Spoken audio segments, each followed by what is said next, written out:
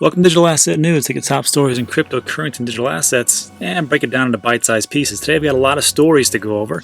First up, the traditional market gets a reality check, but did it actually last? Also, we've got a great lesson from Pantera Capital founder on how to avoid cryptocurrency and digital asset dogma so you can actually grow in this space. Plus, there's a new bullish report on enterprise blockchain, and it is amazing. And finally, why haven't you checked out the Brave browser yet? We're going to go into a little bit of depth as to why this browser is the one that I only use now, and it's amazing because it's been about a month now, and I can't believe I didn't switch before. But first, let's check out the market. So it is a great day so far. I mean, look, we're at $9,600 as far as Bitcoin price goes. Ethereum, some reason slipped below 200, and now it's just coming back in. XRP sitting solid at 20, Tether the dollar as usual, 238, and not really too many big, enormous winners, but it's all a green day, and for what's been happening lately, I will take it. So sounds good. Let's break into today's story. But first, I want to talk about yesterday's video, and I can tell you right now, there are two things I learned about yesterday's video. We went into detail. It was about Paul Krugman, however you say his name, Nobel Prize winner for economics, and there's two things I learned. First of all, nobody likes Paul Krugman. Seems like nobody likes Paul, and it was a very negative type of comments that I received about what was going on and his opinion, and that was the whole point. The whole point was to bring people's opinions out and get them to discuss, because I don't like to be in an echo chamber. I like to get a lot of different opinions and kind of like show where things are going, because if we're just in the same echo chamber, as I like to call it, where people are shouting off all the same things and we're all believing the same stuff, we're just going to be lemmings and we're just going to fall off a cliff. So we have to kind of look at what's going on in the macro environment so we don't get caught. And that was the first thing. The second thing is I asked everybody, because we've got a lot of different people, not just from the US, but from Europe and Canada and Mexico and India and Australia. I asked a question about how things are going as far as the stimulus packages and how it works as far as businesses go around the world, because we've seen a major economic downturn. And what I got back was that it seems like a lot of countries, especially Canada, Australia, Germany, your governments are on it. It sounds like they are really doing a great job, and I only wish that the US could be as responsive as what is going on over there. So those are two things I learned. So I want to say thanks to everybody who watched it and who commented, negative or positive, doesn't matter. Just wanted to get the discussion going. So thanks. All right, let's get into today's stories. So first of all, I like to look at the traditional market just to see what is going on and how things are reacting, because I don't see the stock market, I don't see why it should go up. And there was a story yesterday, and it made a lot of sense to me, because the stock market did have not a major correction, but a big enough correction, and it was all because of the Fed chairman, and he came out and just said, look, there's going to be a lot of problems, and it actually resonated with the market. But the big question is what happened today. So first, let's take a listen, just a minute or so, see what's going on. Stocks tumbling after Fed Chair Jerome Powell said the path forward is highly uncertain and subject to many downside risks. A prolonged recession and weak recovery could also discourage business investment and expansion, further limiting the resurgence of jobs as well as the growth of the capital stock and the pace of technological advancement. The result could be an extended period of low productivity growth and stagnant incomes. And then there's this, Stanley Druckenmiller telling the Economic Club of New York that the risk-reward for equities may be as bad as he's ever seen, and David Tepper of Appaloosa telling Scott Wapner today that this is, quote, maybe the second most overvalued market he has ever experienced. So, did the markets just get a big dose of reality? You would think so. You would think so. These two people that were talking, I don't know the other guy, but David Tepper, he is an American billionaire. He owns the Carolina Panthers of the NFL, and he's got a bunch of franchises, so good for that guy. But he's been in it a long time. The other gentleman's been in it a long time. There's a lot of different people who say, look, we don't understand what's going on, but this is really an overbought type of market. And it seems like people are just like, whatever. The heck with you. We don't care about your knowledge or whatever else. We're going to keep buying because everything will be good, because everything's been good for the longest time. Here's my question. Do you think that this market can just keep going on hopium and the Fed can just print to eternity? Or do you think at some point it's going to really crash? I think it's got to go down at some point. But so far I've been proven wrong, because it seems like every single day the market just does whatever it wants to. And well, we'll see. So let's take a look at what actually happened. You know, there are a lot of people that bow at the feet of David Tepper for good reasons. But those same people then today say, well, you know, maybe we shouldn't listen to David. If you liked him when he was bullish, you got to respect him when he's saying this is one of the most overvalued markets he's seen in his career. And that on top of what Stan Druckenmiller said, you know, it absolutely has to give you reason for concern. And kudos for Dan Nathan, who will fricassee me at some point of the show, for pointing out the horrible performance of the banks while this market's been going higher. The good thing about today, if there is a good thing, is that the S&P traded smack down to 2790, held and bounced 30 handles into the close. I'll take that as a ray of sunshine, but you doused it. All right. So and then the whole other video is everybody pretty much saying the same thing. They should listen to David Tepper. They should listen to other people. They should listen to all the different sages who have been around for a long time and say, hey, look, this is not the market that you should be investing into. And what we saw yesterday was it looked like there was a pretty big drop-off. So this is the S&P 500, and you can just tell like it just was going down, down, down. And after the Fed chairman came out and said, look, there's going to be major problems ahead, it just dropped off the cliff. However, you take a look at today. Let's just take a look at what's going on today. And it goes up like nothing ever happened. Amazing. If you take a look at also the Russell 2000 index, same thing. Big drop, and then everybody's like, we don't care. And they just keep buying and buying and buying. So I just don't see what's going on. And then if you even take a look at, there was this 20-year chart for the S&P 500, and it was the same thing in 2001 when we had our dot-com bubble.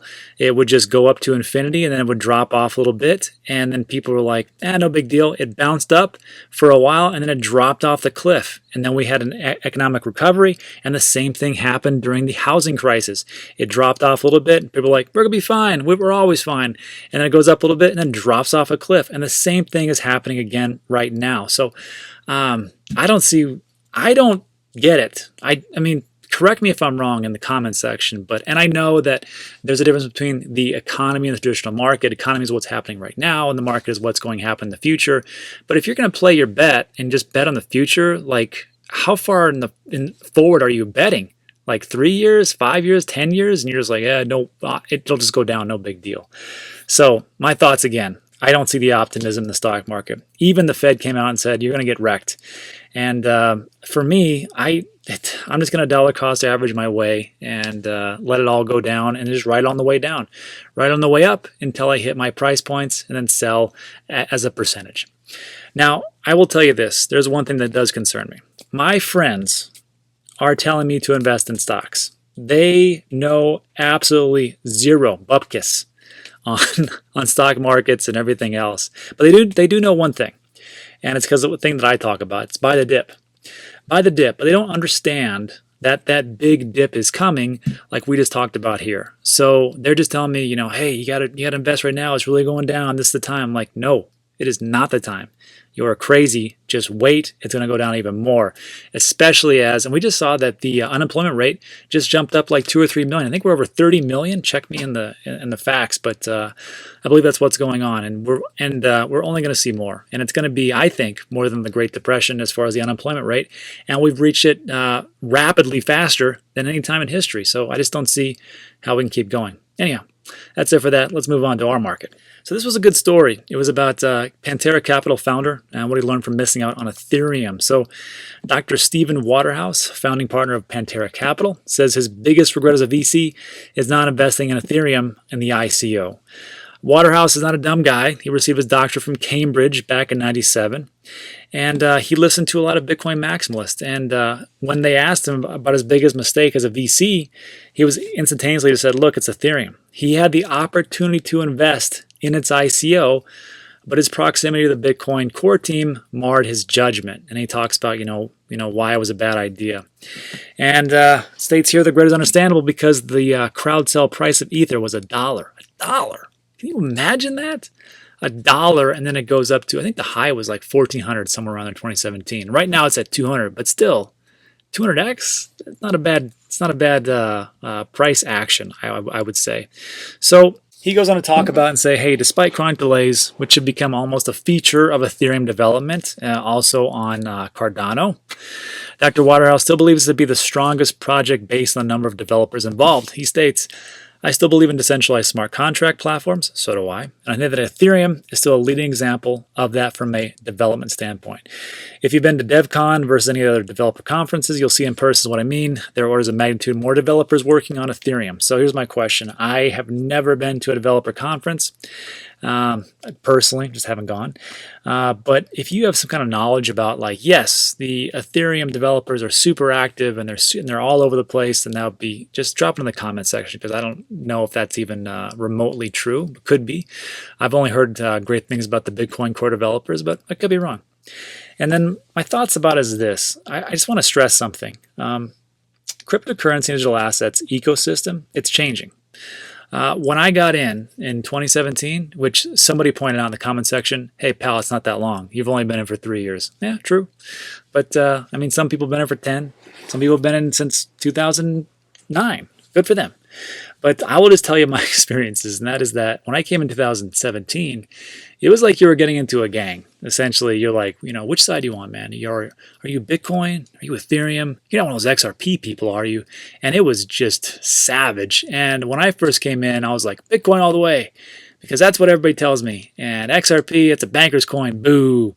And yeah, so, and then Ethereum, I said the same thing. I'm like, that makes no sense. Smart contracts, who's going to use that trash? But as I've gone throughout my journey, I've seen a lot of different things, and I've invested in a lot of different projects. And in 2017, I had like over 50 different coins. Now I've got it broken down to Bitcoin, Ethereum, XRP, Chainlink, Cardano, EOS, and Tezos. So, and then I'm looking at Stellar and also Hedera Hashgraph. But I don't think I'm going to pull the trigger on those just yet. I need to just dollar cost average and stick to my plan. But the thing I want to get to is that don't fall into the dogma. You have to expand your horizons. You have to take a look at all the different things that are out there. And don't ever be chained to that echo chamber and just only doing one type of thing. Now, you can. That's up to you. But I would highly encourage you to take a educated look at everything out there before you make a final decision. And that's just the big thing. I personally am a big cheerleader for all cryptocurrencies. I don't care what goes up, if I invest it or not, because I want everything to succeed. Because the more cryptocurrency digital assets succeed, the more that my projects will succeed, because it'll shine the light and hopefully mass adoption onto the projects that I invest in. And I'm happy for that. I just don't want to, poo-poo on some project and whatever else and call it a scam, unless it really is a scam, like BitConnect. I can't get behind BitConnect. Come on, it's crazy. And that's it. So let's move on to the next section. Next up, will enterprise blockchain survive? Report puts blockchain market at $21 billion by 2025. And that's the whole article, really. The rest of this article is not so great. It's just an opinion piece, so I don't like opinion pieces. I really would just like to see, get the actual report. So when he's talking about enterprise blockchain, what he's talking about is essentially a lot of different projects, especially IBM and Hyperledger Fabric. And we did a video about this a couple weeks ago, and we did a deep dive. And we took a look, and this was actually from Forbes, and they laid out the top 50 companies dabbling in blockchain. And it was everything. It was amazing to me. It was everything from Amazon all the way down to Walmart. And if you saw one general consensus, about 80 to 90% of them, is that they were all using Hyperledger Fabric. And Hyperledger Fabric is run by, or invested in, or under the umbrella of IBM. So IBM is the major player, and even this report talks about that in detail. So real quick, the report states that blockchain technology market size stood at about $1.5 billion in 2017, and it's projected to reach $21 billion by the end of 2025. I personally think it could be more than that, especially with what is going on with the financial sector, but we'll see. So, I mean, if you can go from $1 billion to $21 billion, that's a pretty good increase, and can't laugh at that. Anyhow, blockchain technology helps users, and this is where they pretty much talk about, what it's all about and why it's going to be big. So blockchain technology helps users in building secure and stable records by utilizing timestamps and cryptography. It also offers a state-of-the-art version of the digital payment system. It doesn't require any central mediator, and hence the users are able to take part in peer-to-peer transactions efficiently. Additionally, the increasing adoption of Internet of Things solutions and bitcoins, I thought that was funny, bitcoins, as well as high demand for cryptocurrencies, would augment the blockchain technology market growth during the forthcoming years. And I got to tell you, if you say it like this to an industry, because all businesses are trying to do the same thing. They're trying to, increase their bottom line, hash out or weed out any kind of overhead, and try to just save money. So if you have an ability to eliminate a middleman, usually companies are going to take it. It's going to take some time for them to implement the new technology, but once they do, it's like, hey, we did what we were supposed to do. We cut down overhead, we increase revenue, and our stockholders are happy. And that's pretty much the mantra of business. So moving on. It talks about which kind of markets this would help and what blockchain is going to go into. So it states the market is categorized into travel and transportation, retail and consumer goods, telecom, media and entertaining, manufacturing, healthcare, and life sciences, BFSI, or banking, financial services, and insurance, government and energy and utilities. Out of all these, the BFSI, the banking, financial services, and insurance segment hold 41% blockchain technology market since 2017, and it makes sense. The industry is presently facing a major challenge of cyber attacks and fraud. To battle these challenges, reputed companies such as Deloitte and Microsoft are mainly engaging in the deployment of blockchain as a service offerings. And I don't know if you've noticed this, but it seems like it's harder and harder and harder to log into my bank and credit cards.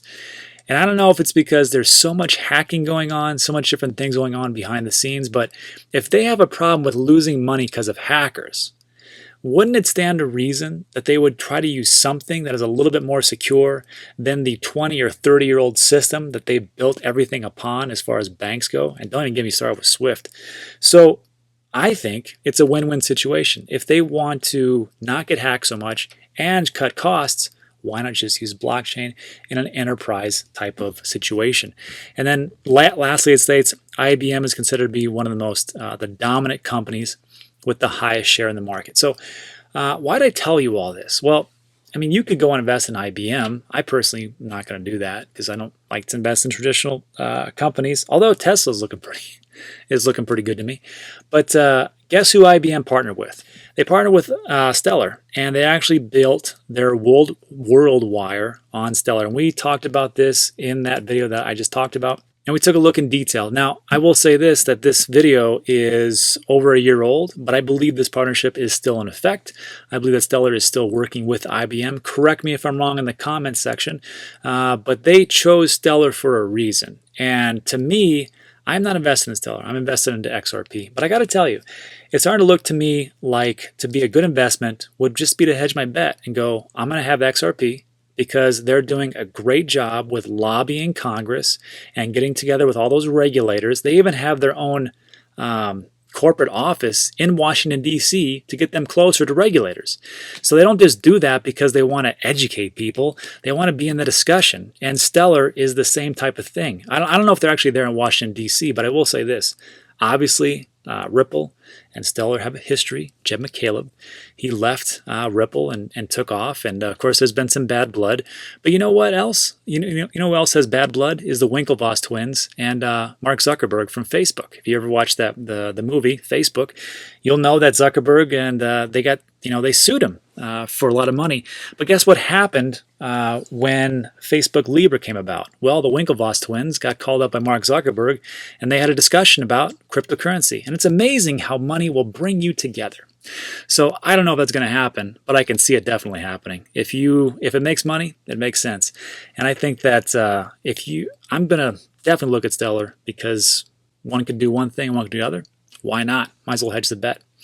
All right, let's move on. Lastly, and this will be a pretty quick article, crypto-powered Brave browser, nearly 5 million daily active users. So the platform continues to witness month-over-month increases in volume. This is a tweet by Brendan Ike. He's the Brave browser co-founder, and he pretty much states, hey, 13.9 million monthly active users, MAU, and 4.8 million daily active users just for April alone. And just if you don't know, Brave is great. I love it. I had the first 3 months I was doing videos, I didn't use Brave. I used Google Chrome, and it sucked. Just to give you a background, Brave operates, it's a free web browser with built-in ad blocking, which is fantastic. Because when I used to do videos, there are always little pop-ups and things that would come up, and people would be kind of annoyed. The browser users are able to earn BAT, basic attention token, for watching privacy-respecting advertisements, and contributes the coins towards supporting their favorite content. In addition, Brave boasts being able to load web pages 3 to 6 times faster when compared to Chrome and Firefox. And this is true. When I used to edit my videos, my computer would crash, and I have a MacBook Pro, so I don't know what the heck was going on.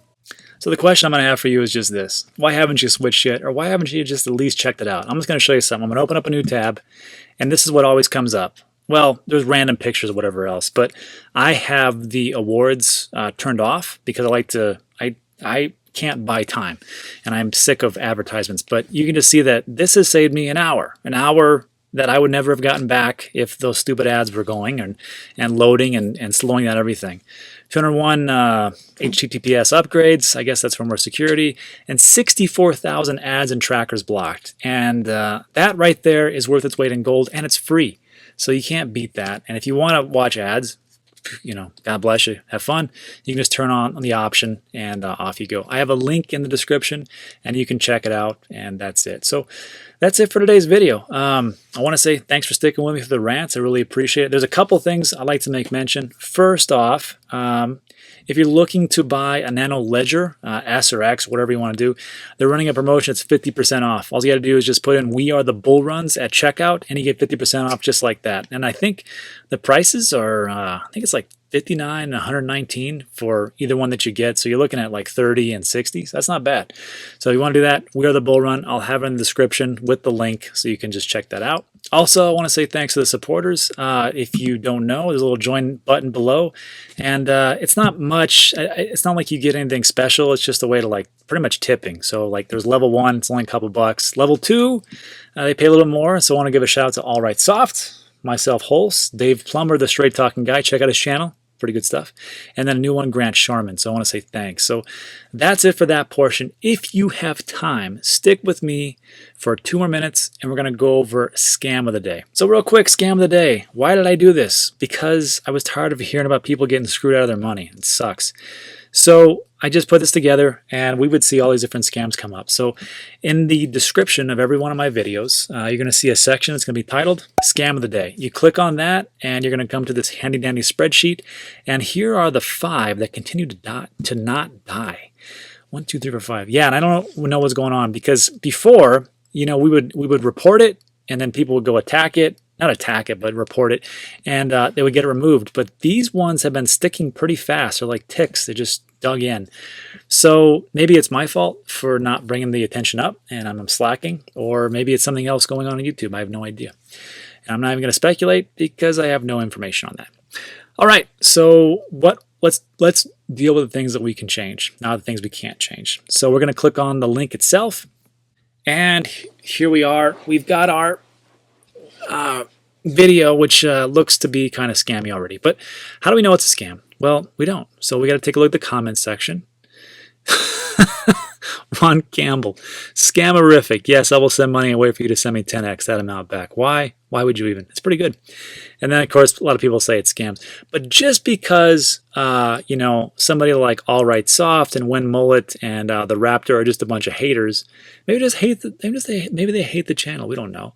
So what we got to do is look for a asymmetrical giveaway. So it says here, if you send 0.1 Bitcoin, we're going to give you half a Bitcoin. If you send us 5 Bitcoin, you'll be airdropped 25 Bitcoin. Remember this, nobody likes you that much to give you that much Bitcoin. You are not special. So what do we got to do? Well, we're going to have to report them because it is definitely a scam. Now, if you still don't believe me, that's fine. Go to the official website, Binance, send them an email and say, hey, are you giving away free Bitcoin? They will email you back within 24 hours and say, no, that is a scam. I know because I've already done this. But if you want to take your time and do it, that's totally fine. I understand. So what do? We're going to downvote it. Click on these 3 dots right here. Click on report. And say spam or misleading. And we're going to choose one. It is scams and fraud. And we're going to click next. And I'm just going to say, hey, this is a scam.